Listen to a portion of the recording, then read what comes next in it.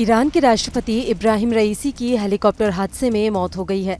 Iran की सरकारी TV का कहना है कि बचाव और खोज टीमों ने राष्ट्रपति रईसी के दुर्घटनाग्रस्त हेलीकॉप्टर की पहचान कर ली है। इस दुर्घटना में किसी के जीवित बचे होने की संभावना नहीं है। आइए जानते हैं कि अगर किसी ईरानी राष्ट्रपति की पद पर रहते हुए मौत हो जाती है तो क्या होता है।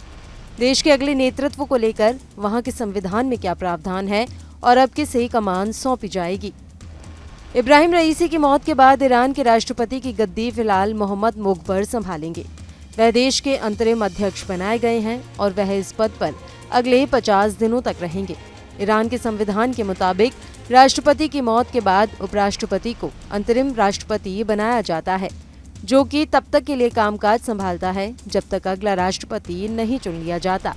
देश में अगले राष्ट्रपति के लिए 50 दिन में चुनाव होंगे।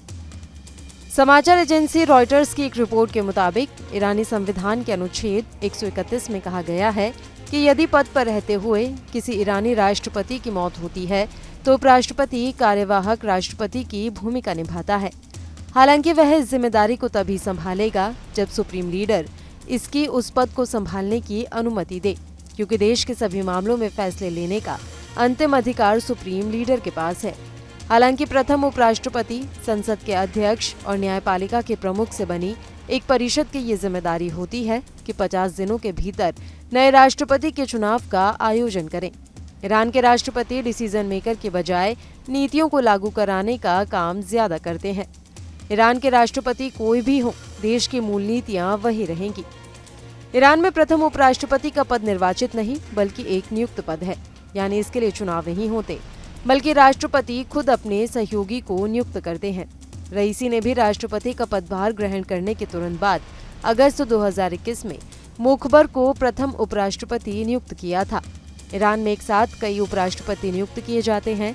वे ज्यादातर कैबिनेट सदस्यों के रूप में काम करते हैं। हालांकि मुग़्बर का पद समान लोगों में प्रथम माना जाता है। वर्ष 1989 में प्रधानमंत्री का पद समाप्त होने के बाद प्रथम उपराष्ट्रपति को उनकी कुछ शक्तियां दे दी गई थी। संविधान में हुए इस संशोधन के बाद से मुग़्बर प्रथम उपराष्ट्रपति का पद संभालने वाले 7वें व्यक्ति हैं। उपराष्ट्रपति पद पर नियुक्ति से पहले मुग़्बर ने 14 वर्षों तक ईरान के सेताड के प्रमुख के रूप में कार्य किया। ये एक ताकतवर आर्थिक समूह माना जाता है जो ज्यादातर धर्म से जुड़ा काम करता है। आपको बता दें कि उत्तर पश्चिम ईरान के जोल्फा में रईसी का हेलीकॉप्टर उस समय क्रैश हो गया जब वह पूर्वी अजरबैजान प्रांत में बांध का उद्घाटन करके लौट रहे थे। रईसी ईरान के राष्ट्रपति होने के साथ साथ supreme leader Ayatollah Ali Khamenei के करीबी और एक कट्टरपंथी मौलवी के रूप में जाने जाते थे। 2021 के राष्ट्रपति चुनाव में इब्राहिम रईसी ने बड़े अंतर से जीत हासिल की थी।